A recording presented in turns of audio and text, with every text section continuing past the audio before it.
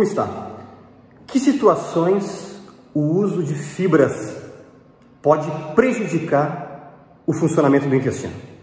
Esse vídeo serve para pessoas leigas, serve para nutricionistas, para médicos não especialistas, para nutrólogos que lidam com a parte também de orientação de alimentação, orientação de suplementação de fibras. É um vídeo extremamente importante e prático para todas as pessoas. Eu sou o Dr. Fernando Lemos, coloproctologista, sou cirurgião especialista das doenças do intestino, do reto e do ânus. Estamos aqui no bloco cirúrgico da cidade onde eu opero, estamos finalizando a 5ª cirurgia da tarde, agora já é noite. E eu gostaria, antes de começar o vídeo, de te convidar para se inscrever no canal. Nós temos observado, o algoritmo tem mostrado que muitas pessoas veem nossos vídeos, gostam dos vídeos, mas não são inscritos. Eu te convido a fazer parte do nosso time, da família Planeta Intestino. Clica onde diz inscrever-se, vai aparecer um sininho, se você clicar, você vai ser avisado que nós estamos com publicações atualizadas. É totalmente gratuito, tá, pessoal? E a outra coisa, se quiser já fazer agora, para não esquecer, clica onde diz curtir, dê um like, é extremamente importante, tá? Isso aqui fortalece o nosso canal, o canal é meu, o canal é teu, e faz com que o YouTube entregue para mais pessoas esse vídeo. Então, se não for pedir demais, dê um like, que é extremamente importante. Pessoal, vamos lá. Eu quero primeiro contar uma experiência que eu tive num hospital de um outro município, que eu trabalhava no passado. Uma vez me chamaram no setor de geriatria, e eles tinham lá uns leitos como se fosse uma UTI semi-intensiva, e tinha 12 pacientes idosos internados, e me pediram uma avaliação de 8 pacientes, só 4 pacientes não pediram avaliação, porque todos estavam constipados, todos estavam trancados.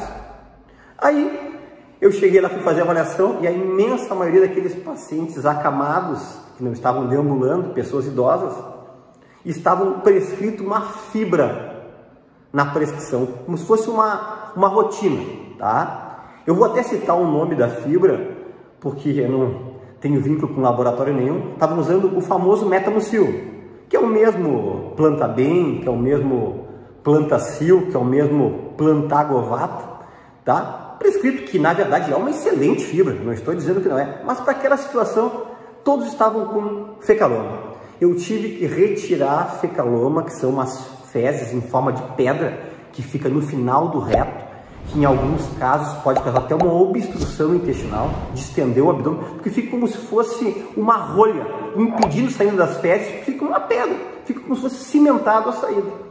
E tivemos que extrair fecaloma dos 8 pacientes. Sempre que eu posso, quando eu dou aula, dou palestra, eu cito esse caso aí. Esse caso ficou marcado na minha vida. Aí eu chamei o chefe do serviço da geriatria que estava lá, e eu expliquei para ele: o grande problema é que vocês estão prescrevendo de rotina para paciente acamado, que não está deambulando, e paciente idoso, fibra. E nesse caso, a fibra, ela é prejudicial. Pessoal, olha só que interessante, vamos lá. Muitas pessoas são constipadas, intestino preso, muito mais mulheres do que homens, mas sabemos que mulheres são mais constipadas, mais trancadas do intestino do que homens. Eu tenho vários vídeos que eu falo sobre constipação intestinal, sobre intestino preso. Se você digitar no YouTube intestino preso, Dr. Fernando Lemos, vai ter vários vídeos aí. E muitas vezes eu explico que existem diferentes tipos de intestino preso e de constipação.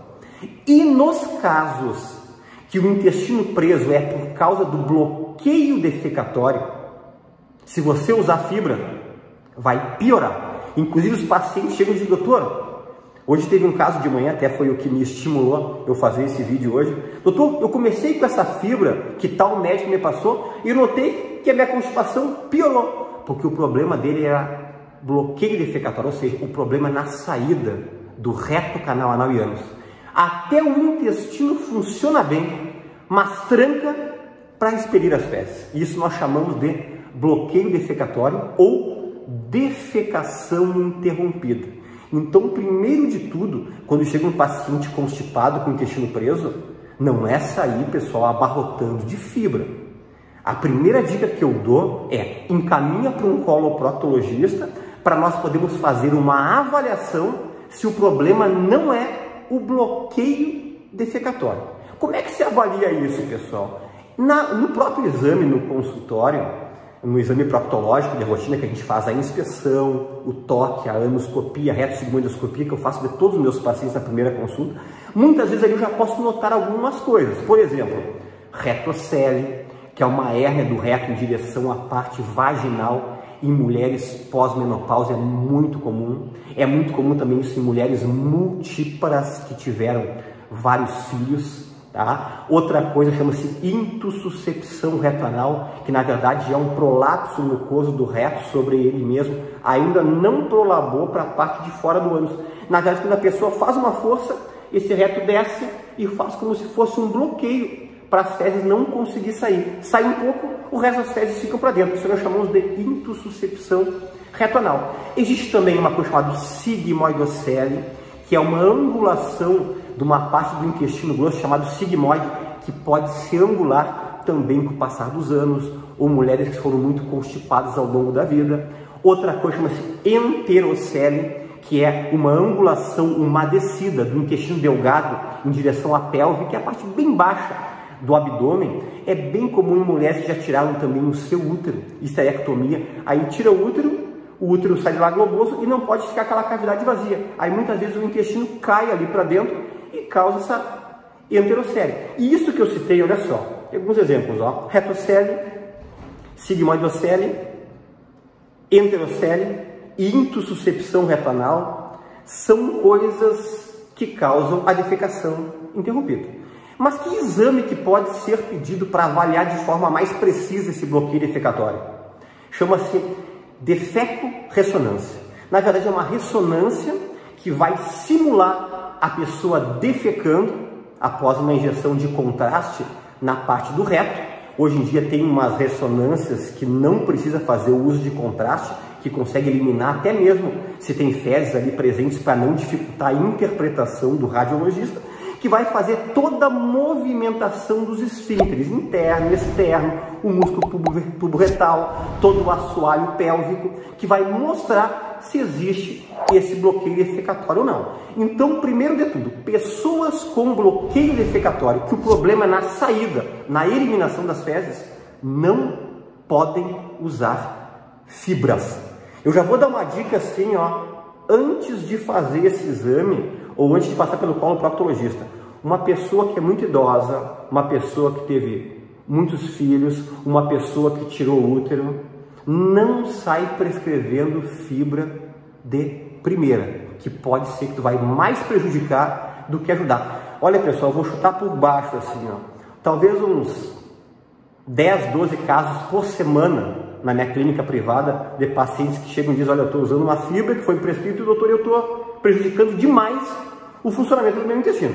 Eu também não oriento o uso de fibra, obviamente em pacientes que têm intolerância a glúten, né, doença celíaca, e para pacientes que têm muito problema com gases, distensão abdominal, porque nós sabemos que a fibra, se você não tomar uma grande quantidade de água e não caminhar, vai distender o teu abdômen e vai trancar mais. Então, quando eu prescrevo fibra, e eu prescrevo para muitos pacientes meus que têm indicação de uso de fibra é excelente, mas tem que saber para quem prescrever. Mas eu sempre falo muito da ingesta hídrica, né? O meu 600 ml de água de manhã em jejum, que eu preconizo para o mundo todo, né? E depois você ingerir água ao longo do dia, pega o teu peso e multiplica por 0,03. O teu peso multiplica por 0,03, que você vai saber a quantidade de água que você tem que ingerir ao longo do dia. Tá? Eu sempre digo que é fundamental a fibra com a água e com a caminhada. Mas assim, ó, o que eu quero deixar, na verdade, de lição é: nem toda a pessoa trancada, constipada, com o intestino preso, pode usar fibra. Eu gosto muito de dizer, pessoal, que o tratamento de constipação intestinal do intestino preso é uma ciência, porque tem tratamentos muito individualizados para quem já fez cirurgia abdominal, para quem tem problema de tireoide, para quem tem doença de Chagas. Tem que ver se não é uma inércia colônica, tem que ver se o tratamento é com lubrificante, ou é com fibra, ou se vai ter que usar eventualmente algum laxante irritativo que a gente tenta evitar. Sempre quando uma pessoa diz assim, ó, Ah, doutor, eu acho que é só usar isto ou aquilo. Estou falando em relação a médicos. Eu não falo por educação, mas eu penso, a pessoa não tem noção nenhuma da complexidade que é um tratamento de uma constipação intestinal. Ok? E fibras inclui muitas coisas, né, pessoal? Tem farelos de trigo, que é excelente, tem aveia, fibra, tem linhaça, que é fibra, tem chia, tem isso.